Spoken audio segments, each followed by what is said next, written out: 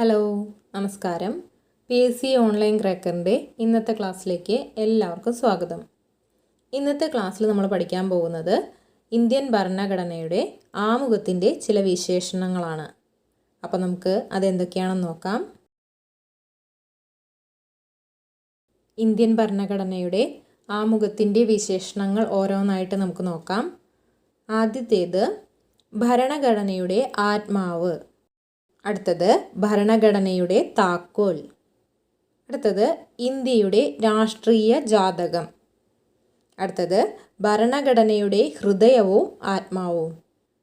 അടുത്തത് ഭരണഘടനയുടെ തിരിച്ചറിയൽ കാർഡ്.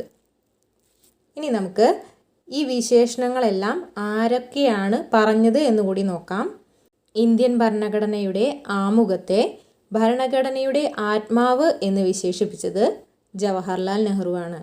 ആരാണ് ഭരണഘടനയുടെ ആത്മാവ് എന്ന് ആമുഖത്തെ വിശേഷിപ്പിച്ചത്? ജവഹർലാൽ നെഹ്റുവാണ്. അതുപോലെ ഭരണഘടനയുടെ താക്കോൽ എന്ന് ആമുഖത്തെ വിശേഷിപ്പിച്ചത് ഏണസ്റ്റ് ബേക്കറാണ്. ആരാണ്?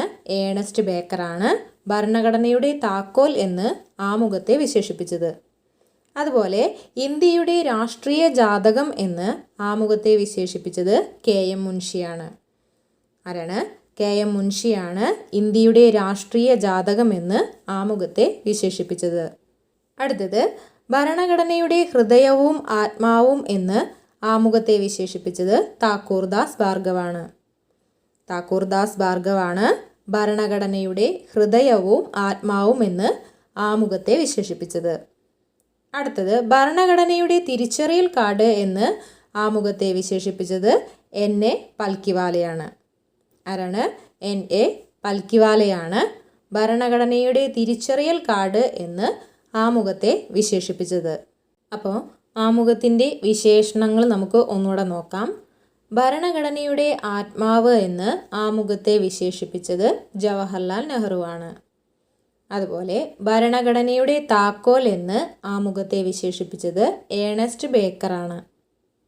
ഇന്ത്യയുടെ രാഷ്ട്രീയ ജാതകം എന്ന് ആമുഖത്തെ വിശേഷിപ്പിച്ചത് KM മുൻഷിയാണ്. ഭരണഘടനയുടെ ഹൃദയവും ആത്മാവും എന്ന് ആമുഖത്തെ വിശേഷിപ്പിച്ചത് താക്കൂർദാസ് ഭാർഗവാണ്. അതുപോലെ ഭരണഘടനയുടെ തിരിച്ചറിയൽ കാർഡ് എന്ന് ആമുഖത്തെ വിശേഷിപ്പിച്ചത് NA പൽക്കിവാലയാണ്. അപ്പോൾ ഇത്രയുമാണ് ഇന്നത്തെ ക്ലാസ്സിൽ നമ്മൾ പഠിക്കുന്നത്. മറ്റൊരു ടോപ്പിക്കുമായിട്ട് അടുത്ത ക്ലാസ്സിൽ വീണ്ടും കാണാം. Okay, thank